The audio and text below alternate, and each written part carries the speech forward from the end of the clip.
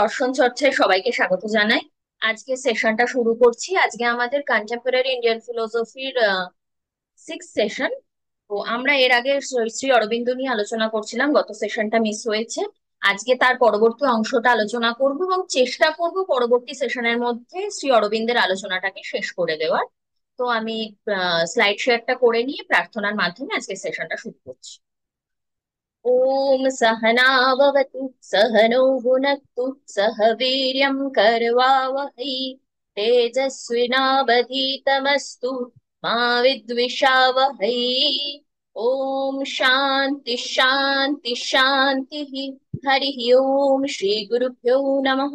हरिः ओम। আচ্ছা, আমরা প্রার্থনার মাধ্যমে তাহলে আমাদের সেশনটা শুরু করলাম। শ্রী অরবিন্দ নিয়ে আলোচনা চলছিল। আজ আমরা আগে যেগুলো দেখেছি সেগুলো আমি অনেকবার রিপিট করেছি, তাই নতুন করে আর রিপিট করছি না। আমি ইউটিউবে দেওয়া আরম্ভ করব, তো যাদের সেই জায়গাগুলো কিছু সমস্যা আছে তারা সেইখান থেকে দেখে নিতে পারবেন। তো সেই কারণে আমি আর রিপিট করছি না, যে এই জায়গাগুলো অলরেডি আমার কভার করা হয়ে গেছে। আজকে সিক্স সেশন আমরা শুরু করব এখান থেকে, নেচার অফ ম্যান। তো নেচার অফ ম্যান, এখানে প্রথমেই বলে রাখি যে ম্যান বলতে কিন্তু শব্দটা শুধুমাত্র পুরুষ পুংলিঙ্গ আহ এইরকম ভাবে নির্দেশ করছে না। এখানে আমরা যদি আহ, সংস্কৃত শব্দটাও দেখি তাহলেও কিন্তু মনুষ্য বা মানব যে শব্দটা এসেছে সেটাও কিন্তু সংস্কৃত থেকে এসেছে, এবং সেখানেও সেই শব্দটার মাধ্যমে কিন্তু সমগ্র মানব জাতিকে বোঝানো হচ্ছে। মনুষ্য শব্দটা হোক, মানব শব্দটা হোক, বা বাংলায় মানুষ শব্দটা হোক, ঠিক একইভাবে ইংলিশে এই যে ম্যান শব্দটা এখানে আমি মেনশন করেছি, এই ম্যানটার মাধ্যমে কিন্তু আহ, মানুষকে বোঝানো হচ্ছে, পার্টিকুলারলি যেটা আমরা হিউম্যান অর্থে ইউজ করি। সেই কারণে আমি হিউম্যান শব্দটাও রাখতে পারতাম, কিন্তু এখানে ম্যান শব্দটা দিয়ে ইউজ করে, ম্যান শব্দটাই আমি ইউজ করেছি, এখানে ব্র্যাকেটে আমি হিউম্যান শব্দটা দিয়ে দিয়েছি। তো এখানে যে ছকটা আমরা পাচ্ছি, এই ছকটা হচ্ছে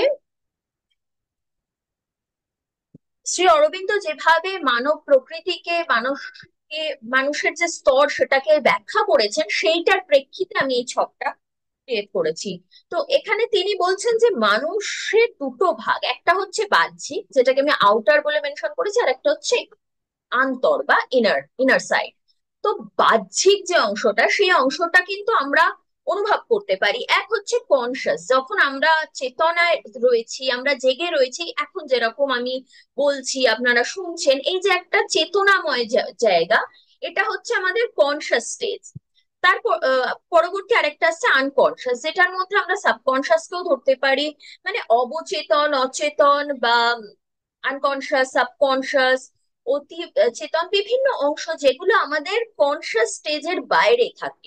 আমরা যদি সাইকোলজিক্যাল অ্যাসপেক্ট থেকে ব্যাখ্যা করি, সাইকোলজিতে যেরকম আমরা পড়েছি যে আমি এই মুহূর্তে যেটার দিকে ফোকাস রয়েছি সেইটা আমার কনসাস বা চেতনার কেন্দ্রবিন্দু, এবং বাকি পারিপার্শ্বিক যা কিছু আছে, আমার ঘরে যা কিছু আছে, সবকিছু ওই অবচেতনার অংশে। আর যেখানটা আমাদের মনের একেবারে ভিতরের প্রান্তে রয়েছে সেটা হচ্ছে অচেতন বা নির্জ্ঞান। এটা সাইকোলজিক্যাল, ওয়েস্টার্ন সাইকোলজির প্রেক্ষিত থেকে আমরা পাই। তো সেই রকম ভাবে দেখতে গেলে এটা শুধু ওয়েস্টার্ন সাইকোলজি নয়, ইন্ডিয়ান সাইকোলজিতেও মানা হচ্ছে যে আইসবার্গ যেরকম হয়, তার ওপরের অংশটুকু জলের ওপরে ভেসে থাকে এবং বাকি যে অংশটা জলের তলায় নিমজ্জিত থাকে, সেই বিশাল অংশটাও কিন্তু আমাদের মনের অংশ, আমাদেরই অংশ, কিন্তু আমরা সেটাকে অনুভব করতে পারি না, জানতে পারি না। তো এখানে একইভাবে এই যে মানুষের যে বাহ্য প্রকৃতি, তার দুটো ভাগ দেখিয়েছেন, একটা কনসাস একটা আনকনসাস, যেটাকে আমরা এইভাবে ব্যাখ্যা করছি। এর পরবর্তী আসছে এই যে আন্তর অংশটা, মানে বাহ্য অংশের আমরা একটা বাহ্যিক এবং আন্তর অংশ পেলাম, যেটাকে চেতন এবং অবচেতন বলে আমি উল্লেখ করছি, আমরা উল্লেখ করছি। এবং এই মানুষের আরেকটা আন্তর অংশের কথা বলা হচ্ছে, যেটার একটা উচ্চতর স্তর আছে, একটা নিম্ন স্তর আছে। উচ্চ যে স্তরটা সেটা হচ্ছে জীবাত্মা, সেটা কিন্তু আনচেঞ্জেবল, সেটার কোনো পরিবর্তন হয় না। যেমন এই শ্রী অরবিন্দের আলোচনায় আমরা পেয়েছি শিবের নৃত্যের সঙ্গে তুলনা, যে শিবের নৃত্যের ফলে প্রতিফলন ঘটে পুরো জগৎ নির্মিত হলেও সেক্ষেত্রে শিবের কোনো ইটসেলফ চেঞ্জ হচ্ছে না। তো আমাদের এই যে জীবাত্মা, পরম তত্ত্ব, সেইটা কোনো চেঞ্জ হয় না। এই জীবাত্মা কিন্তু ক্রিয়েশনের মধ্যে দিয়ে কোন রকম চেঞ্জের মধ্যে দিয়ে যায় না। তো একে পরমাত্মার, জীবাত্মাকে পরমাত্মার অংশ বলা হচ্ছে। দিব্য জ্ঞানের একটা ঝলক আছে এই জীবাত্মার মধ্যে। আরো বলা হচ্ছে যে এই জীবাত্মা কিন্তু বিবর্তনের ঊর্ধ্বে, যেটা এইমাত্র বললাম। আর নিম্ন স্তর যেটা, সেই নিম্ন স্তর হচ্ছে, নিম্ন স্তরের নাম কি দিয়েছেন? মনোময় সত্তা বা চৈত্য পুরুষ। মনোময় সত্তা বা চৈত্য পুরুষকে নিম্ন স্তর বলে উল্লেখ করা হচ্ছে। আর এইটাকেই মানুষ বলা হচ্ছে। এখানে দেখতে পাওয়া যাচ্ছে যে মানুষ, তার দুটো ভাগ, বাহ্যিক এবং আন্তর। আমি কিন্তু এইখানে আবার স্তরটাকে দিয়েছি। এই যে লোয়ার কনসিয়াস বা চৈত্য পুরুষ বা মনোময় সত্তা, সেটাই কিন্তু মানুষ, যেটাকে আমরা জানতে পারি। সেটার আবার দুটো সত্তা হচ্ছে, মানে এটা সার্কুলারলি ঘুরে যেতে পারে, এরকম একটা জায়গা আসতে পারে আমার এই ছকটা থেকে। কিন্তু আমি এটা বোঝানোর চেষ্টা করছি যে মানুষের দুটো ভাগ করা হচ্ছে। এবং বাহ্যিক সত্তাটার মধ্যে আমরা চেতন অবচেতনের স্তর পাচ্ছি। আমাদের যে আন্তঃস্তর, সেই আন্তঃস্তরের মধ্যে প্রকৃত যে জীবাত্মা সেটা রয়েছে। কিন্তু আমাদের বাহ্যিক দিকে যেটা প্রকাশ পাচ্ছে সেটা হচ্ছে ওই নিম্ন স্তরের যে চৈত্য পুরুষ, বা এখানেও পুরুষ শব্দটা কিন্তু ওই আত্মা অর্থেই ব্যবহৃত। চৈত্য পুরুষ বা চেতন সত্তা বা মনোময় সত্তা। এবং সেই যে বাহ্যিক প্রকাশটা সেটা দুভাবে হয়ে থাকে, যেটা একটু আগে বললাম, কনসাস আনকনসাস, এবং আউটার ইনার, আউটারের মধ্যে কনসাস আনকনসাস, সেই জায়গাটাই আবার চলে আসছে। এই ম্যান বলতে কোন অংশটাকে বোঝাচ্ছে সেইটা এইখানে আমরা পাচ্ছি। এটা কনফিউজ হওয়ার কিছু নেই যে মানুষকে আমরা ভেঙে দেখতে গেলে যে মানুষের বাহ্যিক একটা দিক রয়েছে, আন্তর একটা দিক রয়েছে। বাহ্যিক দিকের মধ্যে দুটোকে আমরা জানতে পারছি, এবং আন্তর দিকের মধ্যে আত্মার স্বরূপটা রয়েছে। একটা আত্মা যেটা চেঞ্জেবল নয়, আর একটা আত্মার স্বরূপ যেটা চেঞ্জেবল, বিবর্তনের মাধ্যমে বিবর্তন হচ্ছে এবং বিবর্তনের মাধ্যমে গিয়ে উচ্চ স্তরে উন্নীত হচ্ছে। সেই যে চৈত্য পুরুষ বা মনোময় সত্তা, তাকেই মানব বলে চিহ্নিত করা হচ্ছে। এটাই আমার এই ছকের মাধ্যমে দেখানোর উদ্দেশ্য। তো এই প্রসঙ্গে আমরা পাচ্ছি হচ্ছে রিবার্থ বা পুনর্জন্মের কনসেপ্ট। ভারতীয় দর্শনে কিন্তু এই রিবার্থ বা পুনর্জন্মের কনসেপ্টটা খুব হিউজ। তো এখানে আমরা এই যে রিবার্থ বা পুনর্জন্ম বা ল অফ কর্ম, এটা নিয়ে একটা আলোচনা পাই। শ্রী অরবিন্দের মতটা কিন্তু তার সাথে মিল খাচ্ছে না। তো সেই কারণে আমি লিখেছি disagree with the old view. তো প্রাচীন দৃষ্টিভঙ্গি অনুযায়ী আমাদের যেটা জানা, যে আমরা প্রাচীন যে প্রচলিত ভারতীয় দর্শনে যে দৃষ্টিভঙ্গিটা, সেটা আস্তিক হোক নাস্তিক হোক, সব ক্ষেত্রেই মোটামুটি চার্বাক বাদে সবাই সেটাকে স্বীকার করছে, কারণ চার্বাক দর্শনে পুনর্জন্মই মানা হচ্ছে না। তো বাকিরা সবাই সেটাকে স্বীকার করছে যে একটা কামনা বাসনা রয়েছে, যেটা আমাদের অজ্ঞানতার মাধ্যমে সৃষ্টি হচ্ছে। সেই কামনা বাসনা, অজ্ঞানতা দূরীভূত হলে আমাদের আত্যন্তিক দুঃখ মুক্তি ঘটছে, এবং তার ফলে আমরা মোক্ষ লাভ করছি। এবং এটাই হচ্ছে আমাদের ল অফ কর্ম, পুনর্জন্মের মূল বক্তব্য। এখানে কি হচ্ছে, যে যখন আমাদের মধ্যে কামনা বাসনা বা আমাদের মধ্যে আহ, আহ, অজ্ঞানতা থাকছে, আমরা সংসার চক্রে আবদ্ধ থাকছি, এবং মৃত্যুর পর পুনরায় আমরা জন্মগ্রহণ করছি। এবং আমাদের ল অফ কর্ম অনুযায়ী আমরা যা কর্ম করেছি, ভালো হলে ভালো ফল, ভালো কর্ম করলে ভালো ফল, এবং খারাপ কর্ম করলে খারাপ ফল পাচ্ছি। আর যখন আমাদের এই কামনা বাসনা অজ্ঞানতা দূরীভূত হচ্ছে, তখন গিয়ে আমরা পাচ্ছি হচ্ছে আমাদের মোক্ষ, যেটা নির্বাণ বৌদ্ধ দর্শনে স্বীকৃত। আর বাকি সব দর্শনে, যেগুলো আস্তিক দর্শন, সেখানে মোক্ষ শব্দটা কমনলি এবং আলাদা আলাদা দর্শনে আলাদা আলাদা শব্দ ব্যবহার হয়েছে। যেমন ন্যায় দর্শনে অপবর্গ শব্দটা আমরা পাই। এরকম ভাবে বিভিন্ন দর্শনে আমরা বিভিন্ন ভাবে আহ উল্লেখ পাচ্ছি। নিঃশ্রেয় শব্দটার উল্লেখ পাই। তো এটা হচ্ছে শ্রেয়। তো এই যে প্রচলিত ধারণাটা, আরেকটা প্রচলিত ধারণা হচ্ছে যে মৃত্যুর পর, আচ্ছা ওই জায়গাটা পরে বলছি, আগে এই জায়গাটা বলে নিই। তো এই হচ্ছে আমাদের প্রচলিত ধারণা, কিন্তু শ্রী অরবিন্দ কিন্তু প্রচলিত ধারণাটাকে ভেঙে বেরিয়েছেন। তার মতে পুনর্জন্ম হচ্ছে বিবর্তনের সাধারণ পদ্ধতির একটা দিক, আরোহণের সোপান। মানে আহ আমরা শ্রী অরবিন্দের দর্শনে কি দেখেছি, যে হাইয়েস্ট পরম ব্রহ্ম, তার অবরোহণ ঘটছে, এবং তিনি আবার জ্ঞানের মার্গে উত্তরণ ঘটছে বা আরোহণ ঘটছে। তো এই যে আরোহণটা ঘটছে একদম নিম্ন স্তর থেকে, আবার সেই পুনরায় পরম ব্রহ্মের স্তরে যে উত্তরণ বা আরোহণ, সেই আরোহণের একটা পদ্ধতি, পুনর্জন্ম হচ্ছে তারই একটা আহ সোপান, আরোহণের সোপান বলছে, পথ বলছে। মানে বলছে মন থেকে অতি মানসের দিকে। আমরা যে ছকটা দেখেছিলাম, এই যে mind to super mind, mind to super মাইন্ডের যে যাত্রাটা, এই যাত্রাটার জন্য আমাদের পুনর্জন্ম গ্রহণের প্রয়োজনীয়তা হয়। মানে বক্তব্যটা হচ্ছে যে একটা মানুষ জন্মগ্রহণ করলো, তিনি অনেক অভিজ্ঞতা অর্জন করতে থাকলেন, এবং সেই অভিজ্ঞতা অর্জনের পর তার মৃত্যু ঘটল। কিন্তু তার অভিজ্ঞতা অর্জন সমাপ্ত হয়নি, তার সেই হাইয়েস্ট স্তরটায় পৌঁছানো সম্ভব হয়নি, তাই তার আবার পুনর্জন্ম ঘটলো, এবং তিনি আবারও অভিজ্ঞতা অর্জনের মাধ্যমে মাধ্যমে গিয়ে হাইয়েস্ট স্তর যেটা, সেটাতে উত্তরণ ঘটবে। যতক্ষণ না সেই উত্তরণটা হচ্ছে ততক্ষণ তার পুনর্জন্ম চলতে থাকে। এইটা হচ্ছে কিন্তু শ্রী অরবিন্দের পুনর্জন্মের মূল যে আহ, কি বলবো, বক্তব্য বা দৃষ্টিভঙ্গি এইটা। আরো কি আমরা পাচ্ছি যে দুটো মত, যেটা আমি একটু আগে বললাম, একটু পরে বলছি, যে দুটো মত আমরা পাচ্ছি। একটা হচ্ছে মৃত্যু অব্যবহিত পরবর্তী সময়ে সেই আত্মা নতুন দেহ ধারণ করছে। আরেকটা মত আমরা প্রাচীন বা পুরাতন ধর্মীয় মত অনুসারে পাচ্ছি, সেটা হচ্ছে যে মৃত্যুর পর স্বর্গ বা নরকে গমন, সেখানে তার ভালো কর্মের ভালো ফল, খারাপ কর্মের খারাপ ফল প্রাপ্তি, এবং তার পরবর্তীতে তার পুনরায় সংসারে আগমন বা পুনর্জন্ম ঘটছে। কিন্তু শ্রী অরবিন্দের মতটা কিন্তু এখানেও একটু ভিন্ন। প্রথমত আহ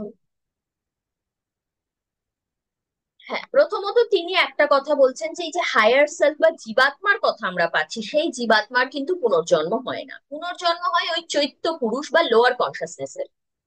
যে চৈত্য পুরুষকে আমরা মানুষ বলে শ্রী অরবিন্দের দর্শনে পাচ্ছি, মানুষ বলে যে যাকে আমরা দেখছি, সেই মানুষ কিন্তু প্রকৃত মানব না। প্রকৃত মানবের ক্রাইটেরিয়া জীবাত্মার মধ্যে রয়েছে, কিন্তু তার যে একটা পার্ট, অংশ, যেটা চৈত্য পুরুষ, সেই চৈত্য পুরুষ ওই স্তরটায় উন্নীত হওয়ার জন্য বারংবার পুনর্জন্ম গ্রহণ করছে। এবং এক্ষেত্রে শ্রী অরবিন্দের মতটা কি, তিনি বলছেন যে প্রথম জন্মের ক্ষেত্রে যে চৈত্য পুরুষ, তার মধ্যে পুষ্টি থাকছে না, অপুষ্ট থাকছে।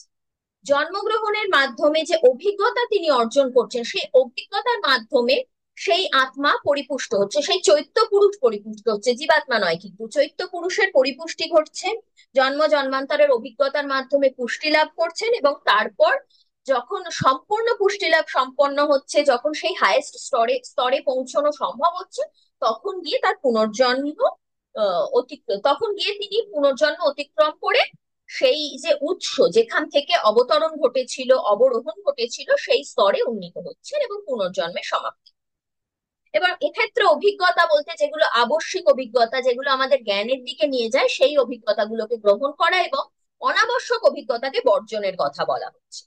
এবার এক্ষেত্রে একটা প্রশ্ন ওঠে যে জগতের সার্বিক যে বিবর্তন, তার সঙ্গে ব্যক্তির জন্মান্তর কিভাবে যুক্ত। এখানে শ্রী অরবিন্দ বলছেন যে বিবর্তন জাগতিক এবং ব্যক্তিগত উভয়। rebirth is both worldly and personal. Rebirth happens because of the lower consciousness desire. মানে সার্বিক জাগতিক বিবর্তনের কোনো গুরুত্বই নেই যদি না তা সংঘবদ্ধ হয়ে একক ব্যক্তিগত বিবর্তন পদ্ধতির সঙ্গে যুক্ত হয়। মানে একক ব্যক্তিগত যে বিবর্তন আর সার্বিক যে বিবর্তন, সেটাকে একসাথে যুক্ত হয়ে এগোতে হবে, এটাই তার মত। এখানে আরো তিনি বলছেন যে যে চৈত্য পুরুষের কথা আমরা বললাম, তার স্ব ইচ্ছায়, স্বেচ্ছায় তার পুনর্জন্ম হচ্ছে ওই আরোহণের জন্য, উৎসে পৌঁছানোর জন্য। তো এখানে তিনি পুনর্জন্মের রাস্তাটা কিরাম বলেছেন, পুনর্জন্ম, কর্ম, তারপরে লোকান্তরে গমন এবং পুনরাগমন, আবার তার পুনরায় জন্ম হচ্ছে, আবার সেই একই পথে হেঁটে ফাইনাল যে জন্মটা, সেটাতে গিয়ে সেই চৈত্য পুরুষ ডেস্টিনেশনে পৌঁছাচ্ছে। আর এখানে আরো একটা কথা তিনি বলছেন যে জগৎ কোনো বিচারালয় নয় এবং ঈশ্বর কোনো বিচারক নন, সবটাই ঘটছে চৈত্য পুরুষের স্বেচ্ছায়।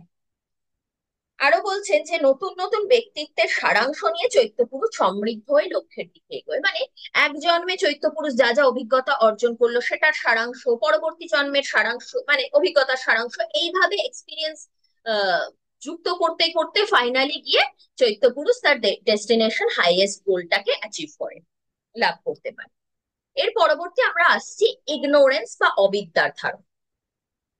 ইগনোরেন্সের ধারণা আমরা পাচ্ছি যে ক্রিয়েশন, স্পিরিচুয়ালিটি গোজ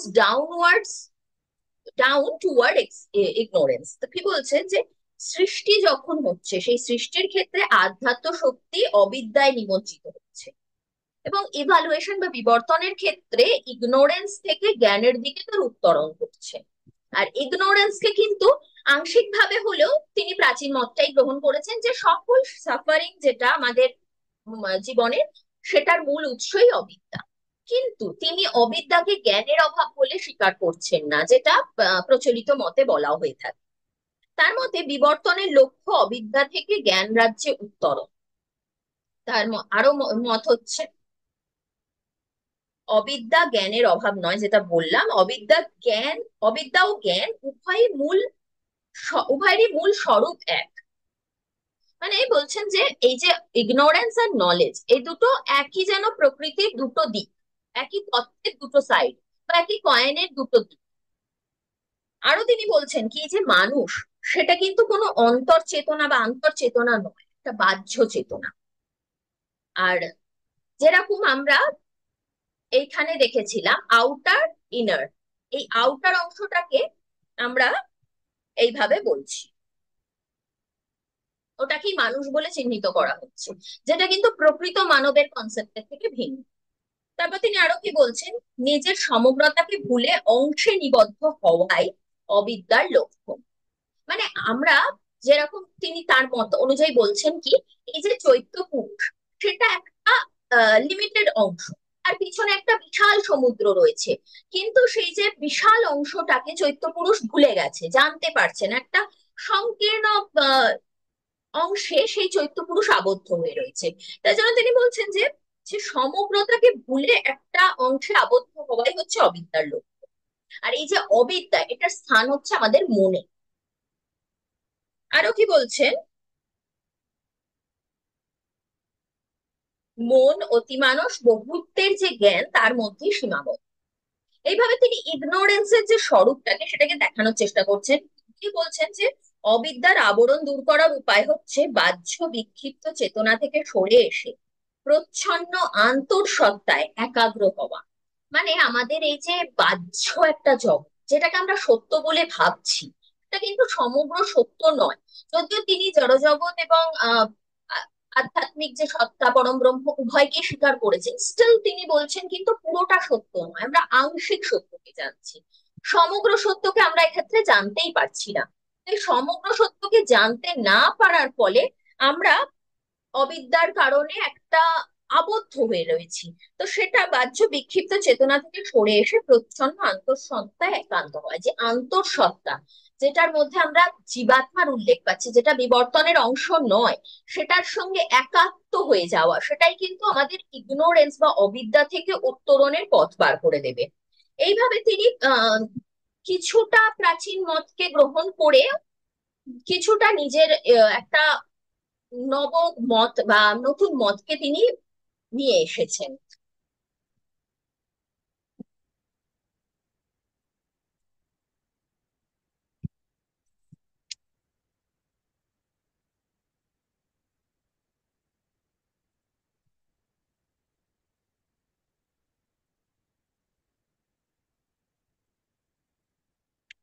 সেকেন্ড,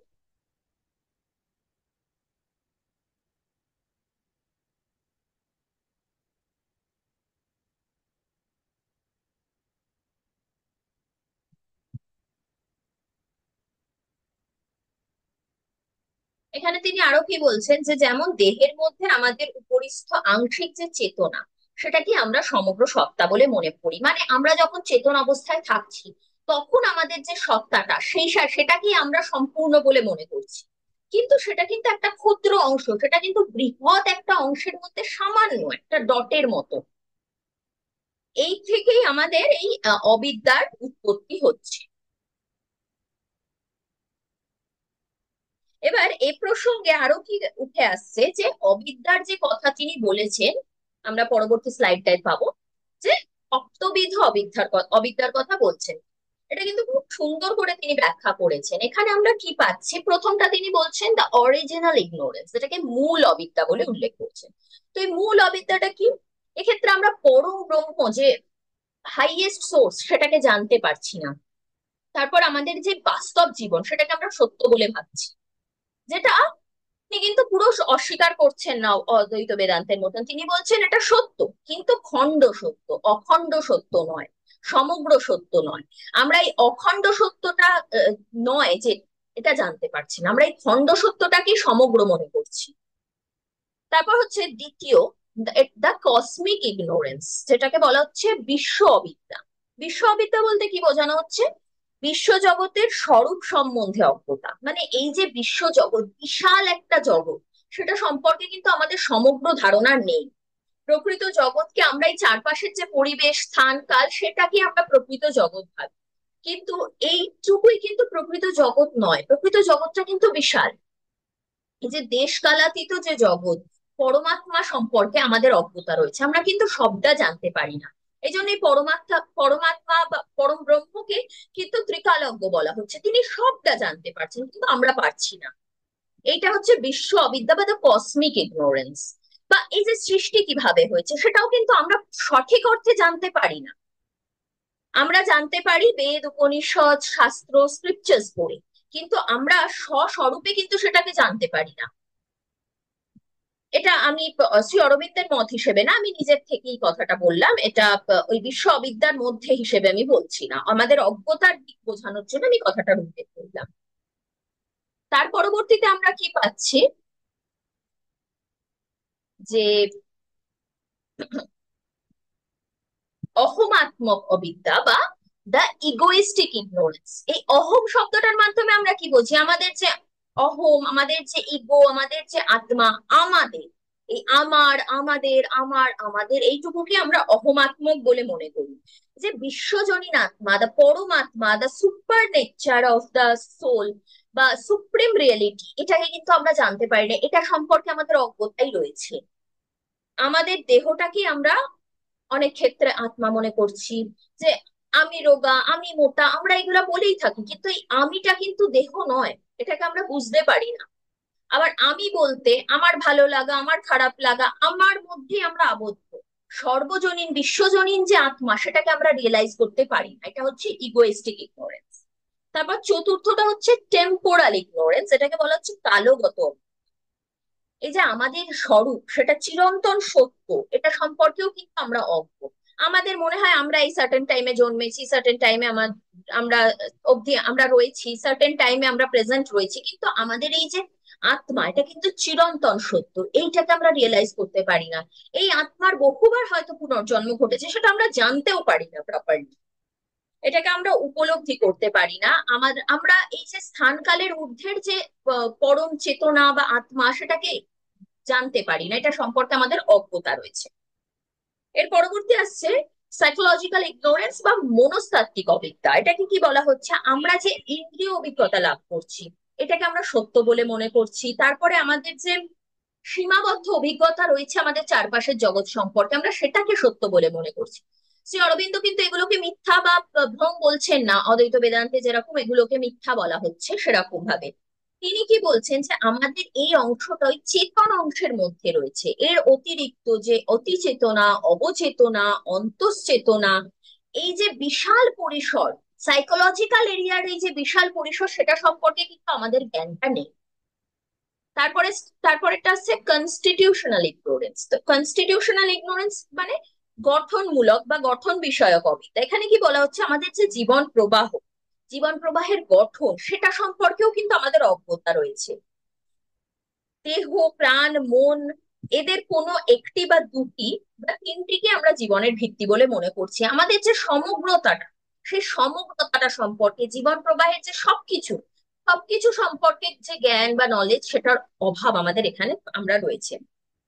অভাব বলবো না, অবিদ্যা বলবো, কেননা জ্ঞানের অভাবকে অবিদ্যা শ্রী অরবিন্দ বলছেন না, তার মতে কিন্তু অবিদ্যা জ্ঞানের অভাব। এটা সম্পর্কে আমাদের অজ্ঞতা রয়েছে, আমরা জানতে পারছি না। এখানে কি বলছেন তিনি, যে প্রচ্ছন্ন অন্তর্পুরুষ, এদের প্রকৃত সত্তা বা নিয়ন্তা এবং ভবিষ্যতে এদের প্রকাশ্য কর্ণধার হবে, তার সম্বন্ধে আমরা অজ্ঞ। এবং লাস্ট সেভেন্থ যেটা, সেটা হচ্ছে প্র্যাকটিক্যাল ইগনোরেন্স। এই প্র্যাকটিক্যাল ইগনোরেন্সে কি বলা হচ্ছে, যেটা হচ্ছে ব্যবহারিক অবিদ্যা। ব্যবহারিক অবিদ্যায় বলা হচ্ছে যে এইসব অবিদ্যার কারণে আমরা আমাদের চিন্তা, যে চিন্তা করি, সংকল্প, আবেগ, এগুলোকে নিয়ন্ত্রণ করতে অক্ষম। আমরা কিন্তু অনেক ক্ষেত্রেই এই আবেগের মাধ্যমে, চিন্তার মাধ্যমে প্রভাবিত হয়ে পড়ি। পূর্ণ জ্ঞানে বঞ্চিত হয়ে অবিদ্যার অন্তরে থেকে অন্ধের মতন সুখ দুঃখ ভ্রম কামনা প্রয়াস ব্যর্থতার গোলক ধাঁধায় ঘুরে বেড়ায়। অনেক ক্ষেত্রেই আমাদের হয় আমরা ওভার থিঙ্কিং করছি, সেটার ফলে একটা চক্রে আবদ্ধ হয়ে যাচ্ছি, বা ইমোশনের কারণে আমরা বিভিন্ন দুঃখ কষ্ট ভোগ করছি। এটা কিন্তু এই প্র্যাকটিক্যাল ইগনোরেন্সের কারণে করছি। আমরা যদি আমাদের স্বস্বরূপটাকে উপলব্ধি করতে সক্ষম হই, সেক্ষেত্রে কিন্তু এই ইগনোরেন্সটা আমাদের প্রভাবিত করতে পারবে না। এটা ছিল সেভেন্থ ফোল্ড, যে সপ্তবিধ অবিদ্যার উল্লেখ শ্রী অরবিন্দ করেছেন, সেটার একটা বর্ণনা। তো আজকে আমরা এই কটা জিনিস জানলাম: নেচার অফ ম্যান, তারপরে রিবার্থ এবং ল অফ কর্ম, ইগনোরেন্স, ইগনোরেন্সের যে স্বরূপ বা অবিদ্যার যে স্বরূপ সেটা নিয়ে আলোচনা, আর সপ্তবিধ যে অবিদ্যা সেটা সংক্রান্ত আলোচনা। তো কারুর কোনো কি প্রশ্ন আছে এই সম্পর্কে? আজকে যে আলোচনাটা করলাম সেই আলোচনাটা নিয়ে কারুর যদি কোনো প্রশ্ন থাকে, প্রশ্ন করতে পারেন। আর আমি চেষ্টা করব পরবর্তী সেশনেই যেন আমি আলোচনাটা শ্রী অরবিন্দ সম্পর্কে আলোচনাটা শেষ করে দিতে পারি, কারণ অনেকগুলো সেশন আমরা শ্রী অরবিন্দ নিয়ে আলোচনা করছি, পরের অংশটা তো যেতে হবে, মানে পরবর্তী যেগুলো আছে সেই টপিক গুলোতে যেতে হবে। বেশ। আর কারুর মনে হচ্ছে এখন কোনো প্রশ্ন নেই? যদি কারুর কোনো প্রশ্ন থাকে আমাকে হোয়াটসঅ্যাপে লিখে পাঠাতে পারেন, বা পরবর্তী সেশনে যদি সময় পাই তখন জিজ্ঞাসা করব, কারণ আমি চেষ্টা করছি পরবর্তী সেশনটাতে অরবিন্দের আলোচনাটাকে শেষ করার। তো আজকে সেশনটা এখানেই শান্তি মন্ত্র পাঠের মাধ্যমে শেষ করছি। ওম পূর্ণমদঃ পূর্ণমিদং পূর্ণাৎ পূর্ণমুদচ্যতে পূর্ণস্য পূর্ণমাদায় পূর্ণমেবাবশিষ্যতে। ওম শান্তি শান্তি শান্তি। হরি ওম শ্রী গুরুভ্যো নমঃ। হরি ওম। সবাইকে অনেক ধন্যবাদ সেশনটা জয়েন করার জন্য। আজকে সেশনটা এখানেই এন্ড করছি।